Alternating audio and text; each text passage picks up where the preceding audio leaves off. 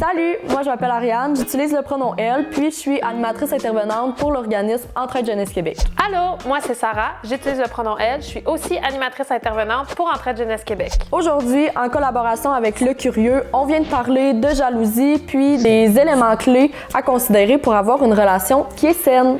Donc, parlant de jalousie, Sarah, est-ce que tu veux nous parler un peu de comment tu peux te sentir quand tu ressens de la jalousie? La jalousie, c'est vraiment un sentiment qui est super complexe parce que ça se peut que tu ressentes plein d'autres émotions en même temps. Fait que tu peux vivre de la jalousie puis ressentir de la colère, de la tristesse, avoir peur.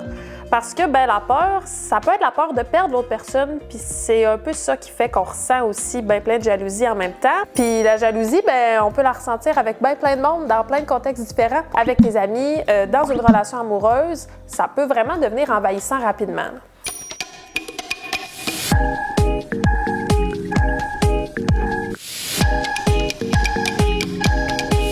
La réponse, c'est non. Okay? T'es pas une mauvaise personne si tu ressens de la jalousie, c'est normal, puis c'est vraiment une émotion qui est valide. Faut faire attention par contre à qu'est-ce que tu fais avec cette jalousie-là. Parce que si tu agis ta jalousie, c'est là que ça peut devenir malsain. Puis ça serait quoi, Sarah, des exemples d'agir sa jalousie?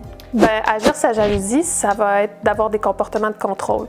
Ça peut être si tu imposes des restrictions sur quelqu'un. Tu vas exclure quelqu'un d'une activité en l'invitant pas à faire une sortie, en l'invitant pas à passer du temps avec toi.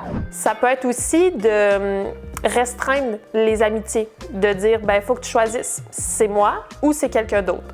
Ça peut être aussi de dire je veux pas que tu sois ami avec cette personne-là, je veux pas que tu parles à cette personne-là. Puis souvent dans un contexte de relation amoureuse, ce qu'on entend c'est la petite fameuse phrase « Ah mais c'est cute, de la jalousie ça prouve que l'autre personne m'aime ».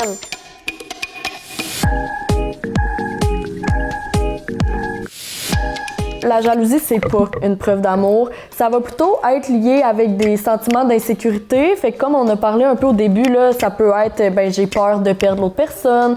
Ça peut être lié aussi avec un manque de confiance. Fait que peut-être que t'as moins confiance en toi, peut-être que t'as moins confiance en ton ou ta partenaire. Puis là, si toi, tu ressens de la jalousie, tu peux te poser plusieurs questions pour un peu savoir quoi faire avec ça après.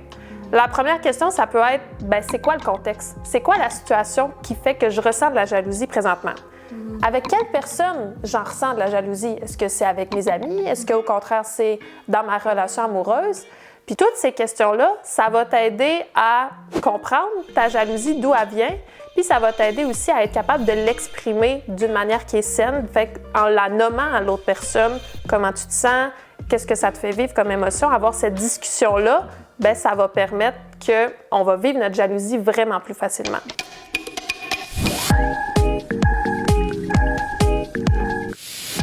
Il y a plein de façons saines de démontrer à quelqu'un qu'on l'aime, que ce soit de lui dire, de lui faire confiance. Tu peux lui faire une petite attention particulière.